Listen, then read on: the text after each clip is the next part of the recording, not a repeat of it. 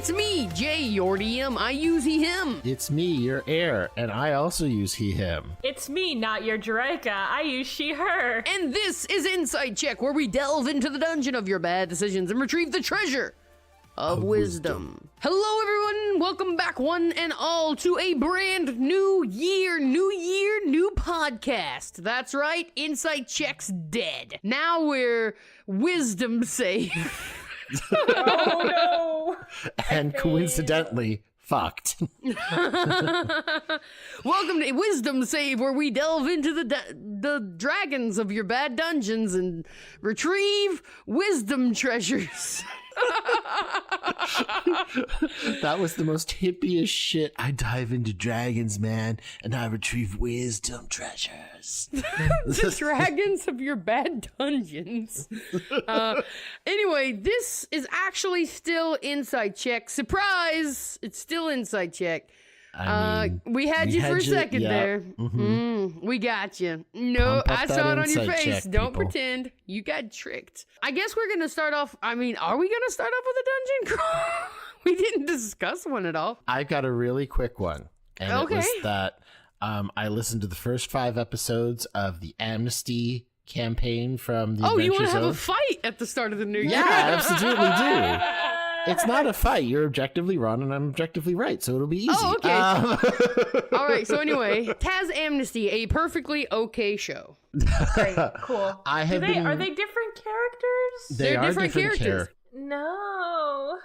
So I've been waiting for one of the bigger streams to pick up a Powered by the Apocalypse game because I was really waiting to see a group of people with those really solid improv skills get a more open-ended narrative system, and they just, for me, they hit it out of the park. What did you think of? I actually wanted to have a discussion with you about the Stolen Century. See, and Jay mentioned this one to me. I actually fell off the balance arc midway through Crystal Kingdom. I know. You have to get the spoilers and listen to the Stolen Century because it's Powered by the Apocalypse. It's very light. air, I think. It was Griffin playing with Powered by the Apocalypse for the first time. Oh, interesting. Okay. Well, maybe I will go back to that. That's not to say I don't love Dungeons and Dragons. Of course I do, but don't feel you need to defend myself. Yeah. Yeah. But I especially for the McElroy boys, McElroy boys. The names. I've done it. You've done it now. Yeah, there we go. The McElroy boys. Like fish. They're the fishiest fish. Whoever. They are McElroy. Mackerel boy. Mackerel boys. Oh boy. Mackerel Elroy. And I'm slain. It's all over. What was I saying? I think there were words involved. I'm not on the side of people who, I'm on the side of creative interpretations of spells and applying spells where they maybe don't necessarily belong. I think that's fine.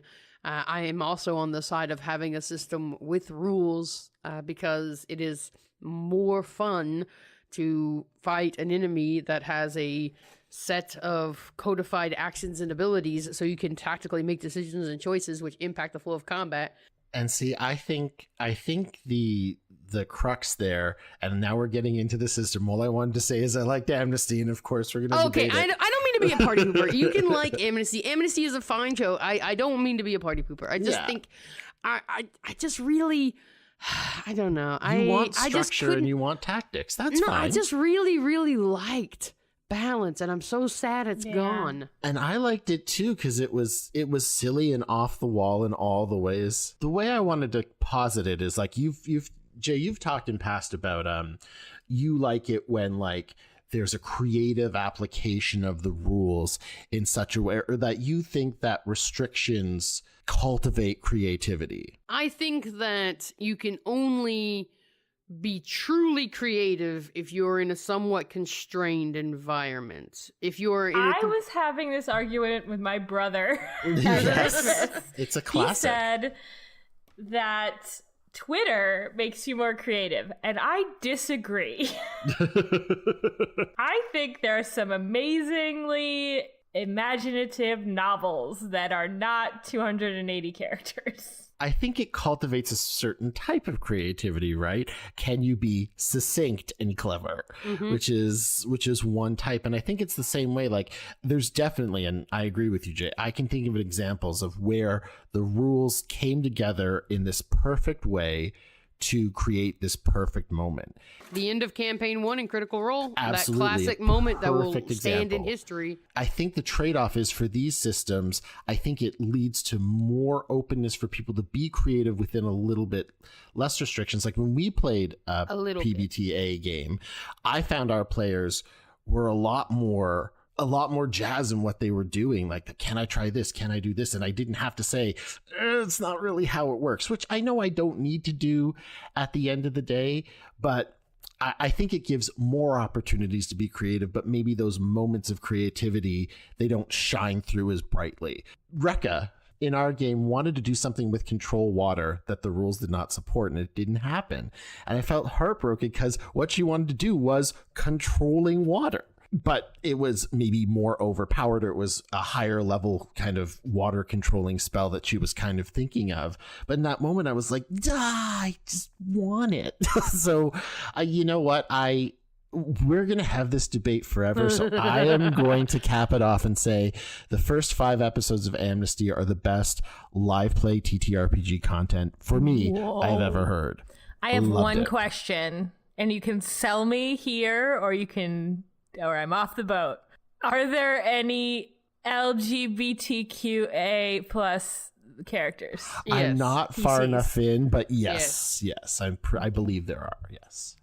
Good. I'll answer yes. I've watched 14 episodes of the show. I don't want to end this segment as having shit on Taz Amnesty. I wrote a very lengthy article about why everybody should try Taz Amnesty at one point. That they should give it a fair shake, because I feel like a lot of people are going like, it's not D&D anymore, I don't want to watch this, which is a dumb reason not to watch Stolen it. Century wasn't, so people should cool their jets. Right. I don't think that because it's not D&D is a good enough reason to not watch it. Yeah. Jerika, hit us I don't know if we want to, I don't know how spicy this take is. Excuse me. Wow. I wanted to talk about College of the Opera. Ooh, it's there inside your mind. What is this? Where is this from? It is on DM's Guild, so it is supplemental material for your Dungeons and Dragons delectability and delight. There are many classes on DM's Guild. What separates this one? Wow. It's by this lovely lady named Hannah, and it's got Opera Geek on the front of it. That's all the I know Opera about Geek. it. Yeah, the Opera Geek. Got it. Kelly. Yes, at the Opera Geek and at Wild Rose Mage, I think they collaborated on it. And I have been gifted it by our dear friend Mazmataz. And so I've been reading it over, and it is very rad. Let me hit you with some of this flavor. Ooh, give it to me. Yeah, so when you first adopt the College of the Opera as your bardic college at 3rd level, you gain proficiency with 4 languages of your choice, because obviously you're going to be singing lots of different languages as an opera star. My sister actually trained in opera, and so she had to learn how to sing in Italian, even though she couldn't. I do. That was the most revealing part of this. You also gain proficiency with your voice as a musical instrument, and you can use your voice as your spellcasting focus. That's really cool. Yeah. I think a lot of people do that anyway, but it's nice to have it codified. I know my bard definitely did, but yeah. They also get piercing resonance, which is they learn the shatter spell, which doesn't count against them. But rather than doing a 5-foot area burst, they can make it a cone that projects from them. So it's just a blast of sound. And any creature that fails its saving throw is also stunned until the end of its next turn. Wow. Yeah, that's actually quite powerful. So that is. You sacrifice range for a stun, so it becomes a 15-foot radius cone instead. So it's kind of like Burning Hands, but with your burning vocal cords. At level 6, you get a ability titled Aria, which lets you sing these various arias, which do different things. So This one's pretty fun. Supporting cast at 14th level. You get a Bardic Inspiration die back when you see a person using one of the Bardic Inspiration dies you gave them. And then there's a mechanic to kind of limit that, because then you'd never run out of Bardic Inspiration dies. Oh, and interesting. then the capstone ability, Capture Soul. Your performances can captivate a listener's very soul. While you own their soul, you have advantage on all charisma checks made to interact with the target, and they cannot be resurrected without your permission. I mean, it sounds pretty interesting. I'd really have to sit down and take a peek at it over the long term to see how it stacks up against other bards, but it definitely sounds like it's got a lot of utility as far as like combat and social encounters. It balances the two quite well. I find that a lot of homebrew material can really neglect social encounters as powers and abilities. Yeah, it's all about damage. Well, thank you so much for that, Maz. I might just roll up a College of the Opera Bard one of these days now that I've checked it out. And thank you so much, Opera Geek, for making and sharing And this Wild thing. Wild Rose Mage, yes. It's a new year. We're starting off. We're getting back in the swing of things for the holidays. We thought we'd take it easy, get back to basics, really define what it means to be Inside Check by just answering some questions for once. You mean wisdom save? Yeah. That hot new show? That hot new show, Wisdom Save. Everyone's talking about it. Everyone Everyone here. on this show. Yeah, so we thought we'd just get back to basics and answer some actual questions on this question show for once. So, questions. We got them. So we have 2 questions that came in. We're actually doing the community Q&A. So we've got one from normally Super Not the Best, but Santa Not the Best. Watching the recent Todd Talks VOD, they were talking about characters that they would love to play again, that they played once, that they remember well and would love to play again. Do we have any such characters from our past that we didn't feel we got a fair shake? And then Milky Bar Kid, who is Sandy Beach Kid currently in our Discord, was asking the same thing. Do we have any characters that are stuck in our head that we never got to finish, quote unquote? So I yield the floor to you to any characters from your past that you are desperate to resurrect. I made a Warforged paladin once who was very zealous, and he got on everybody's nerves because he would just get super aggressive about the spread of his religion. But I feel vindicated in the post-Evelyn world that an aggressively religious paladin is a interesting and compelling character if the party is willing to take them at face value and deal with them and work with them. I feel like that character was a lot more interesting than they gave it credit for. They called it very annoying. They said, never bring this character back. They said, we hate this character. They said he nearly caused the TPK. All these terrible lies about my wonderful character. And I just feel like, I should have gotten a better shake. I also played a bard, a lore bard who wouldn't stop getting into melee once. And he got a very cool violin. No. It was a rapier. It was 2 rapier blades that were intertwined like a DNA strand that he could shake. He could shake, and it would become a violin bow. Oh, I was like, those 2 things? Yeah, and so Okay. he was always getting in melee, and I had to take like healing spells because the party was a wizard, a bard, and a fighter. So there was no healing in the party besides me. So I had to take like Revivify as my 6th level pick anything spell. And yeah, it was just a very weird build that sort of evolved naturally as I realized we had many needs in the party that were not getting filled. Like the fighter was up front all the time by themselves, and the wizard was getting crushed if they ever got in a fight. So I was having to run up and support the fighter, which was proving to be difficult with a lore bard. And so I ended up at level 4, I ended up taking Magical Secrets Warlock and getting Hex and Eldritch Blast and Green Flame Blade and other things that would help me survive in melee. I think I took Shield. Yeah, at level 6, I think I took Shield and Revivify. I have many characters I am a character building junkie. It is what I do when I'm sad. So I played a Tortle Spores Druid through the Tomb of Horrors campaign, so it was just a dungeon crawl, but I would love to have more time to RP her. She loves horses and tea, and she hates Tressims. Cool. All right. 20 is my Tiefling Circle of the Shepherd Druid. She lives in Waterdeep. She has problems with goodness and being good. She has a history with devils, and anyway. She should play in a party with Jace Warforged. I think it would go really swell. Oh, definitely. Yeah. Totally. I also would like to talk about my multi-class fighter / druid Throxin that I've only played a handful of times. He is also a centaur, and I think he needs to come back. And I've been tossing around this sort of idea of moon elf, moon druid. I think like that's a match made in heaven in my brain.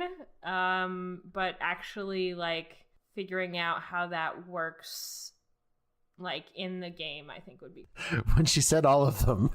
I know. No, you should see my folder. There are many, many, many characters that I have never played or will ever play in here. The last one is La Lucha Doracha. Ah, yes. Speaking of bards that ended up in melee. Yep. Mm-hmm, yep. This person is a bard and also a cockroach. And also probably radioactive. Okay, cool. Those are mine. I had the pleasure of having Lucha Doracha in our semi-weekly win fight check 5e PvP things in our Discord community, and tap danced their way to violence. It was great. Little Cucaracha. College of Swords. Okay, cool. College of Swords.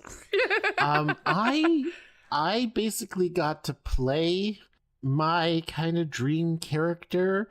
Really, I just wanted to play like a bard of any stripe, and I got to. Now Air's done with D&D, and he's moving I'm done. on to Yep, that's it. It's all done now. None of the characters I've played previously, I think I have a longing for. Most of the ones I've played in one shots were either a terrible pun or bad joke, or were just min-maxy bullshit. None of them really had any good like backstory to them. I do like Jerika think up characters constantly, so there's a lot I would love to play. I've had an idea for a gnome warlock who does not realize that they are the chosen of like their ancient eldritch patron, and is starting to like manifest powers that only the leader of their cult had, and they're super into their great old one patron. They're handing out pamphlets on the streets of Waterdeep, and as their powers are starting to become greater, the head of the cults are starting to wane, and this kind of unlikely little cute gnome is becoming the head of this evil cult. That sounds badass. I thought that would be very cute. And then I also I was watching Tombstone recently for some reason, and the idea Tombstone. It is a rite of passage for young men in the 90s. It is also a Western movie. Wyatt Earp, Doc Holliday, cowboys, that kind of thing. What's his name? Val Kilmer plays Doc Holliday, and he's got that kind of vaguely Creole accent, and he's super charming and a drunk and whatnot. So I like the idea of a gunfighter turned cleric, a life cleric who is sworn off violence and will not attack anyone, will only heal, will only, try to find peaceful solutions, but carries a 6-shooter just in case they ever have to return to their dark ways anyway. So those are my two super cheesy ideas that I've bandied around, and one day I might play one of them. Your good idea. That's very fun. Thanks. I think the second one's a little cheesy. The first one might have some legs. It's not as cheesy as some you've played. Yeah, Bert was. I did see someone. No, I'm not talking about Bert. Oh, who are you talking about? All the other stupid pun names. Yeah, they're bad. Finally, the lack of validation he desired. Yes. So anyway, next question. All right, yeah, next question. Let's move right along to a question from Fancy Free. our friend, That Scarlet Moth, who's been on the show before. Hi, Moth. In a world where death is not permanent and injuries can be healed and things mended, how do you create lasting consequences for your players and their characters? Shall we Go. talk about Father Sunbright? Who wants DCA spoilers? Okay, I'm getting shit for Gordon Lightfoot as like a cleric name, but Father Sunbright, they're the same name. He's official Wizards of the Coast. Yeah, I think light bright, the night bright is a fine choice. That's what I kept thinking of. That's why I could never take him seriously. Got okay, my daughter for solved. a light bright for Christmas, and the box has not changed. They've changed the design of the light bright, but the box is the same one I got as a kid. Nice. Sorry, tangent over. Nice.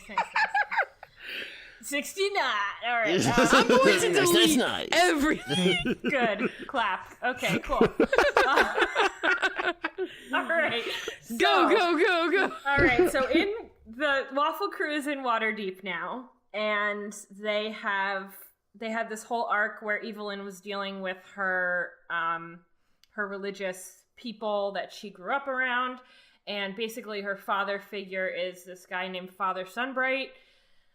Drama, shenanigans, he dies, and it is not clear where the resurrection is going to come from. So there's this whole thing, because Evelyn has such strong emotional ties to him, it is like pretty obvious that one of her goals in this situation is to get him resurrected. Like, she almost assumes it's going to happen, and then they run into some obstacles. It isn't. The first obstacle is that the person who would usually do the resurrections was Father Sunbright. So that was problem number one. The person who was supposed to be replacing Father Sunbright hadn't shown up yet. It wasn't clear if the other churches in Waterdeep were going to be willing to resurrect him. So these are all tension elongators. If your tension is elongated for more than 4 sessions, you should consult a tension elongator. Yeah, and that's basically it, right? Like, consequences don't necessarily mean death. It doesn't necessarily mean your base is destroyed. Consequences can be interpersonal.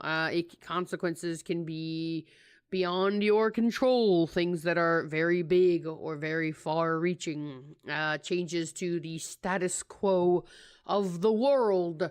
But in a previous campaign, my players went to a forest for the elves, and they met a very old man and his wife died as a result of my players not taking a warning seriously that they'd received. This old man's wife died, and they were all bummed, and it was kind of sad, but they moved on. And then later, when they came back through, they found that this old man had been, like, conned into assisting an evil necromancer.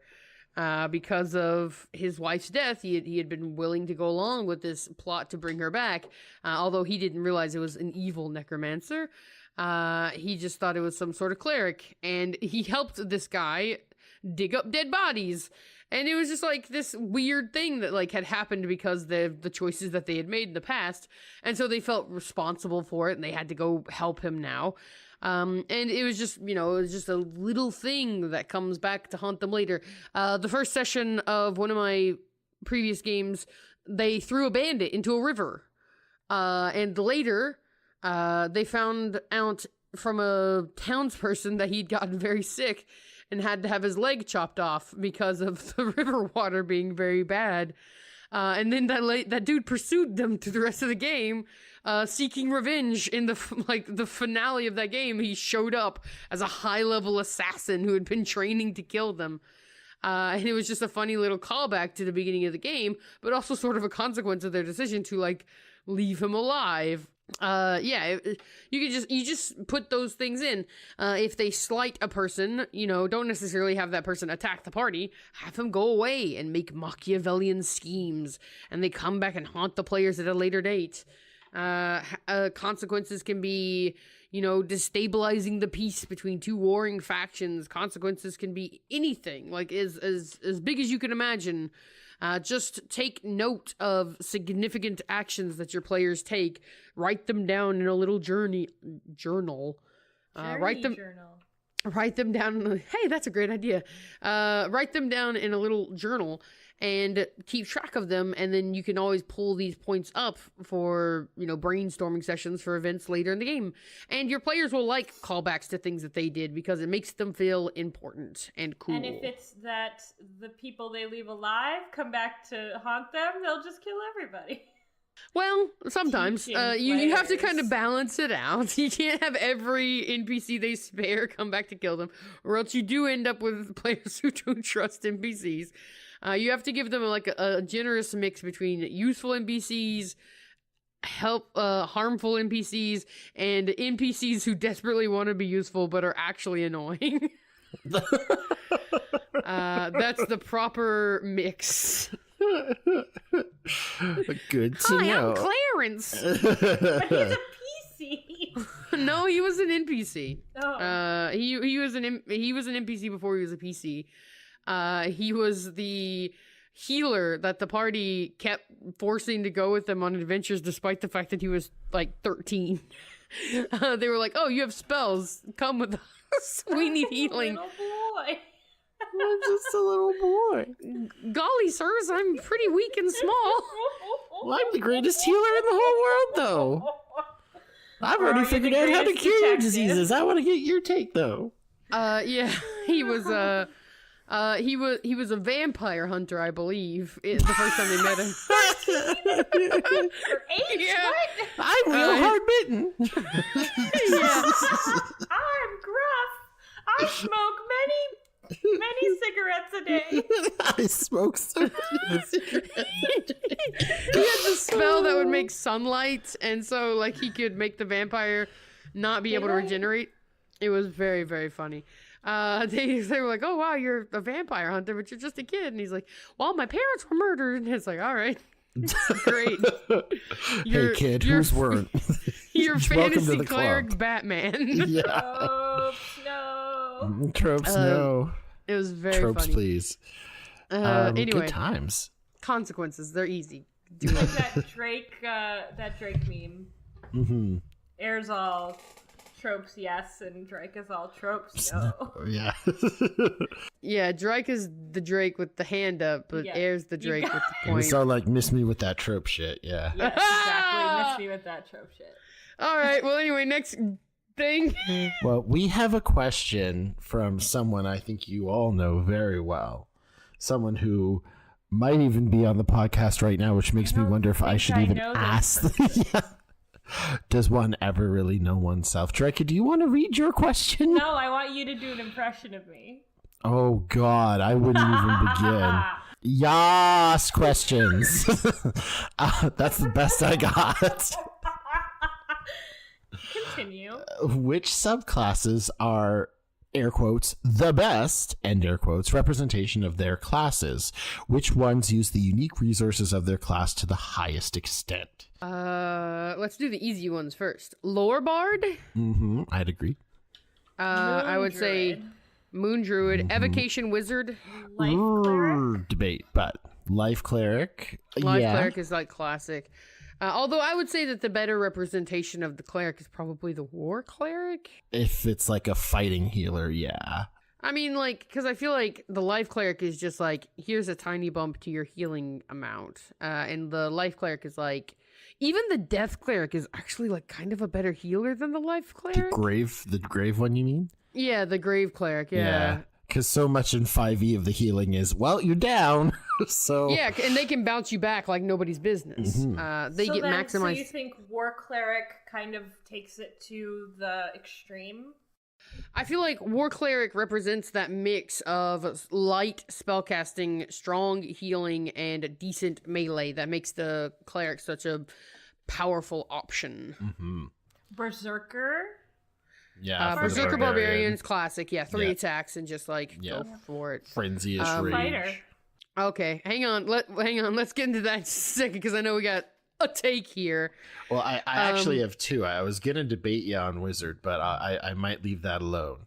Yeah, give that for just a second. Yeah. Let's go through the easy ones. Warlock, I think the Pact of the Old Ones is the quintessential Warlock just because, like... They went Fiend in the SRD, and I think it's kind of like, it's either the Devil or the Ancient Evil, one of the two. I feel like Fiend is kind of, the basic Warlock. I feel like the quintessential Warlock is the sort of otherworldly servant of a power they can't comprehend, which I think is best represented by like a Cthulhu monster than it is, a demon who's just like, I want cells. I want sales. Give me sales. I am Tim Curry. I'm hungry. I'm hungry for sales. Sales? What is this? Is I love this? Oh my god! I'm that's hungry for that's sales. It is post-Boxing Day. Sales. I need your Blackest Friday. I need your boxing of the day. You can't handle my best potion, traveler. I want this NPC. Who is it? All right. Man. Okay. So yes, Pact of the Ancient One. Let's see. Ranger. I think the quintessential one is probably the Beastmaster, but the best one is probably the Hunter. Yeah. I think Beastmaster. I really feel the Ranger is defined by having a pet, personally. Yeah, I feel like the Beastmaster is like what you think of, but I think that the one that plays what you want it to play like is the Hunter. Yeah. I think Hunter is kind of where I was going with the question.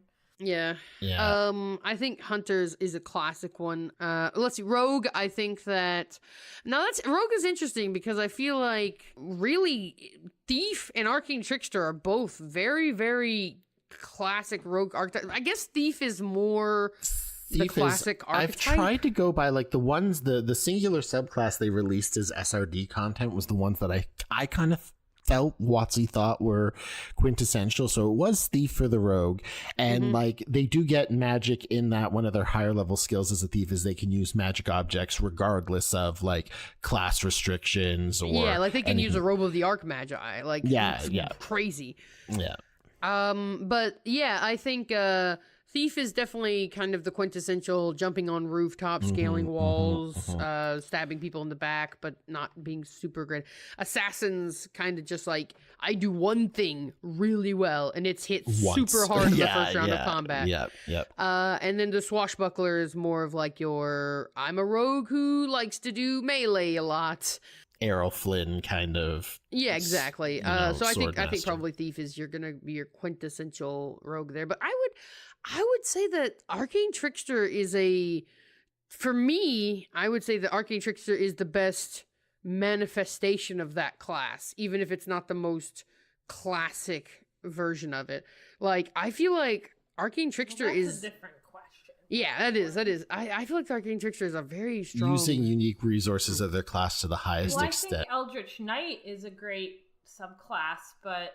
Yeah, we're not going over best subclass yet. Yeah. But sure, so Thief, and then so that's Rogue, Paladin, Barbarian, the Oath of Devotion, Paladin. I'm pretty. It's very Paladin-y. Jay. Yeah.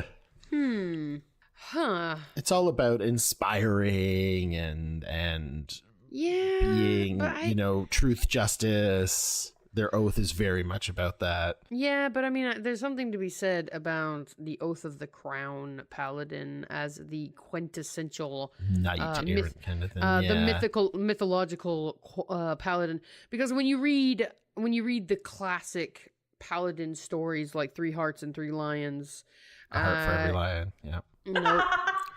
We've made this exact joke before. Oh, I know. Self-referential humor. Yes. My greatest The weakness. greatest weakness. Now we're really getting in it. I do mini readings every day. Three Hearts, Three Lions is a book which I read in my mini readings every day. And it is about a man from the modern day who's actually from World War II, ends up accidentally slipping back into a time in a fantasy realm during the War of Charlemagne, or the era of time warp.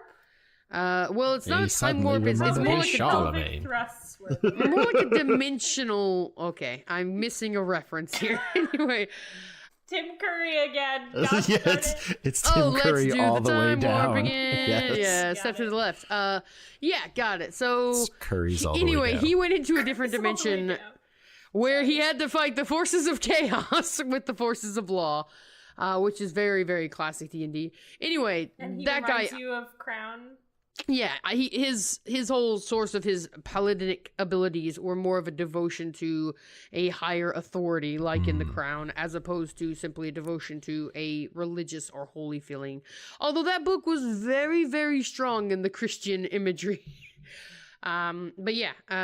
Anyway, I don't know. Oath of the Crown might be a contender for that, but Oath of Devotion is also a very solid option. I think there's also like notions like there's Arthurian and the kind of whole Arthurian canon kind of Yeah, tied and up in Charlemagne the Paladin, too. himself. Yeah. is like a he had his paladins in history. That's where the term paladin comes from. Yeah.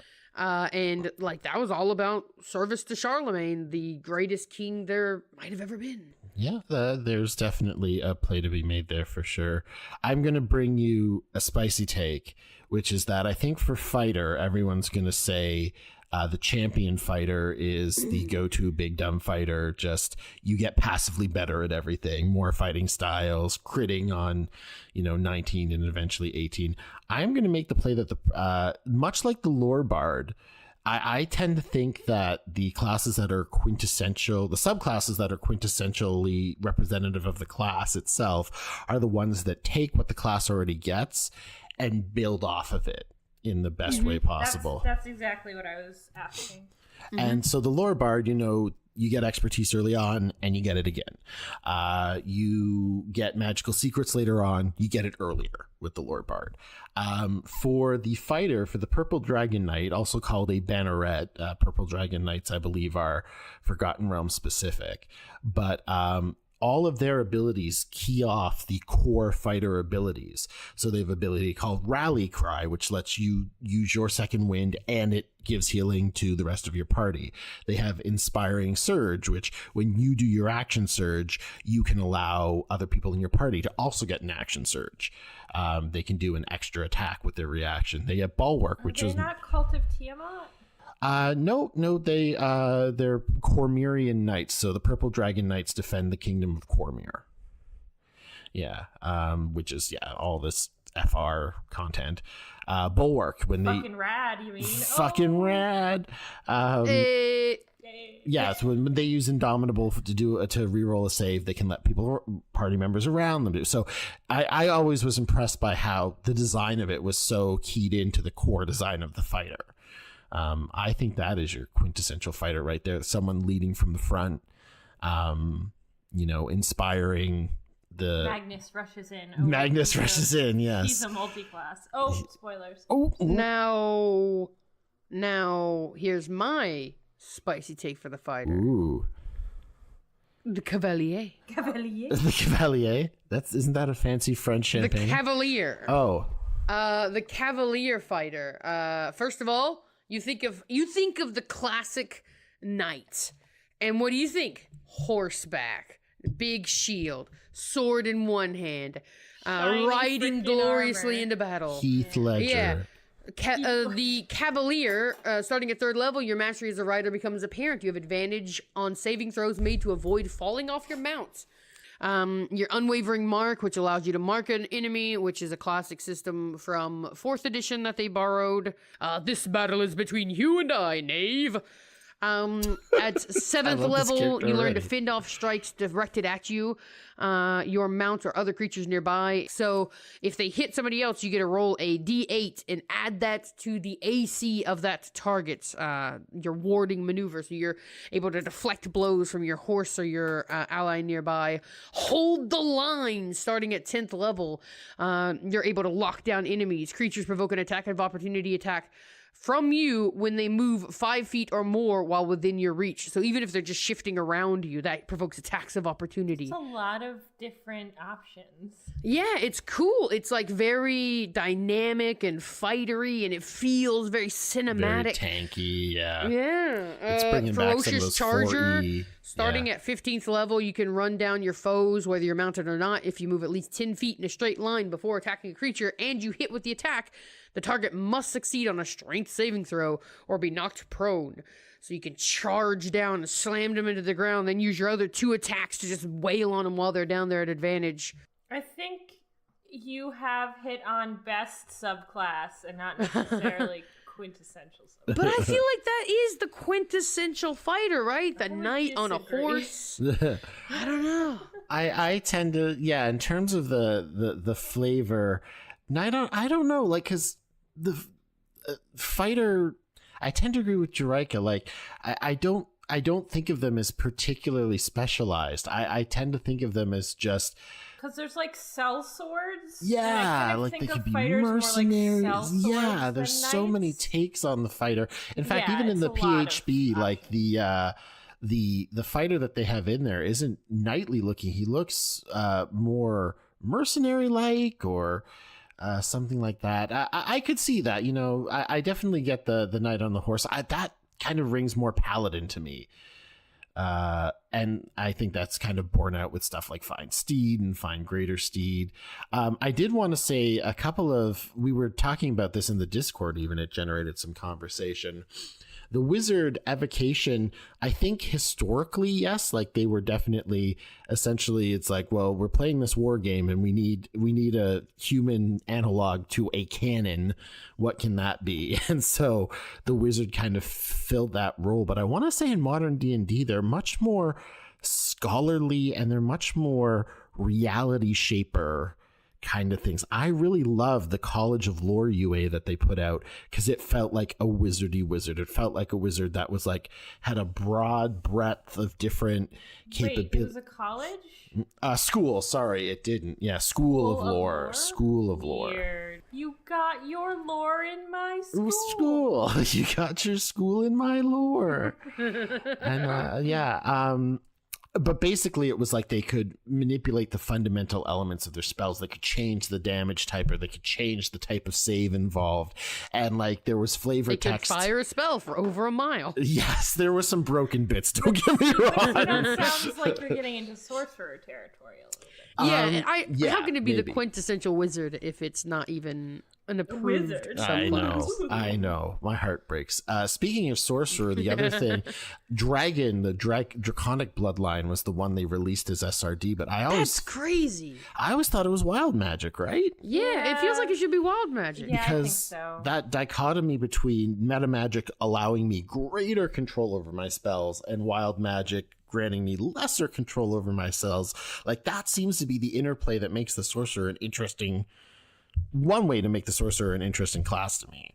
I agree with you. Yeah, and if you're talking like bloodline magic being sort of the quintessential sorcerer factor, if that's why it became dragon instead of wild magic, then I would say that the later released celestial sorcerer is a more cool version of that idea. Divine Soul? The Celestial, Yeah, I the think, is Divine word. Soul. Yeah.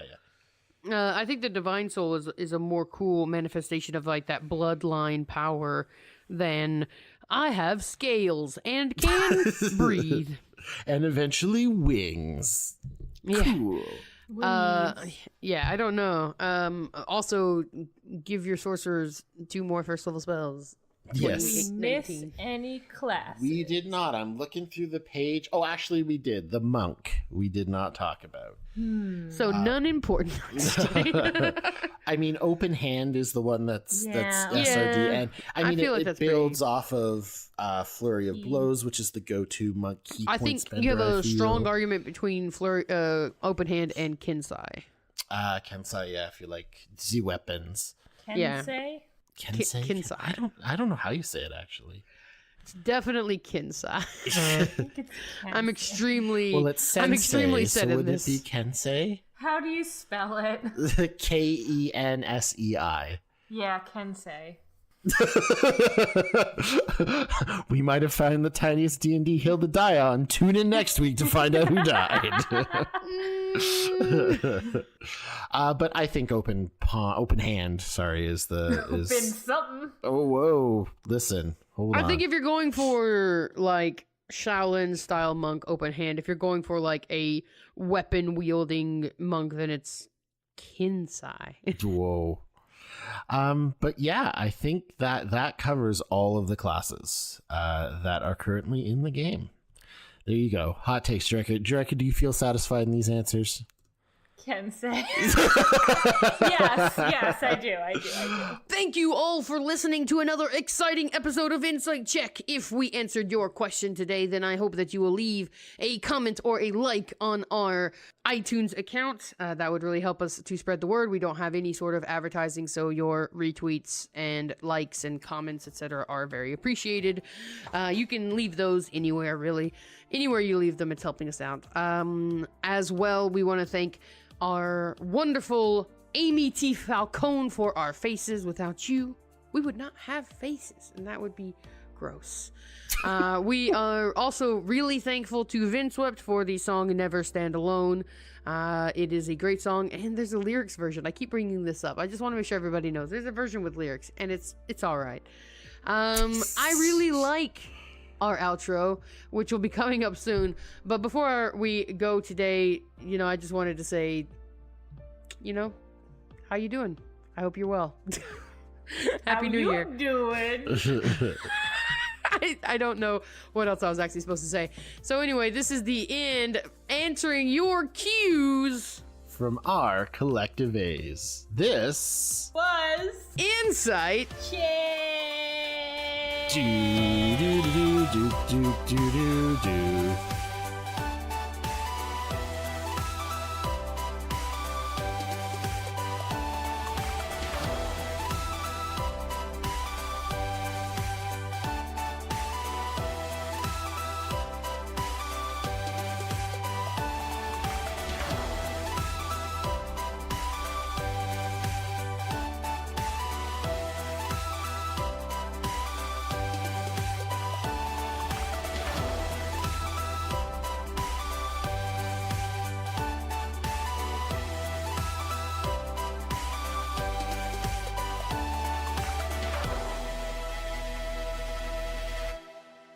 Up here we call it being mounted. Mounted? No, that's not right. Oh boy. no, no. no. Oh boy. Back that ass up. So anyway, next question.